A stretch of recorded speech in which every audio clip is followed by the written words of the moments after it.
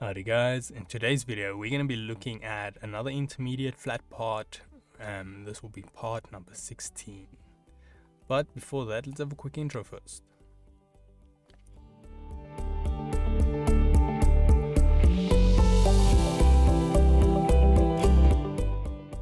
So today's video can be found on softwaretraining.co.za. We make short and easy to watch problem solving videos, and we also have daily updates. Otherwise, if we head back into the program here. Now today's part we're going to be looking at is basically a combination of these two shapes, so the circle and the square, or the rectangle, and then where they join though we'll have a little bit of a rounding as well. Now if we had to go to the flat parts here, we'll go to P16. We can see we've got 3 different variations of it and a few different other ones. So now we're going to be looking at the first one, which is a little bit more advanced than P18. But nonetheless, let's quickly look at that one first.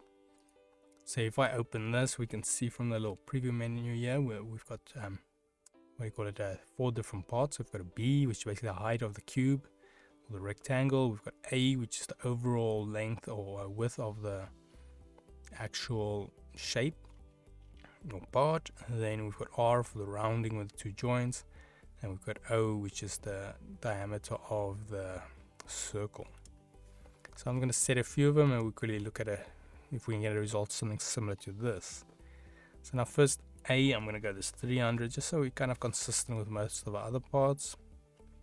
B, I'll do this 150 about.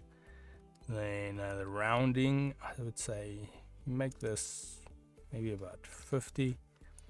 And then the O over here, I'm going to make this 200. Then let's say okay, I'm going to leave the name same and just see what we have. We have something here that B is maybe a bit big, so let's just make this maybe 120 about. Say okay, here we go, it's a little bit closer to that sample picture. Then I'm going to make sure I put manual quantity 1, say add, and then we can add our part to the design. So there's our first shape in this these current shapes, with a few variations, but rather simple, but you might need some refining getting the exact shape you're looking for. So I would say when you work with a shape, before you worry about the roundness, getting them exact, first make sure these two work well, the square and the rectangle, the rectangle and the circle.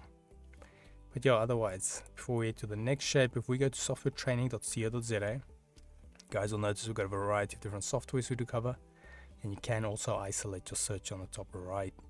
If you do not, however, find the training videos you're looking for, just simply go here, request a training video, fill in the mini form, and then we'll do our best to try and make that for you.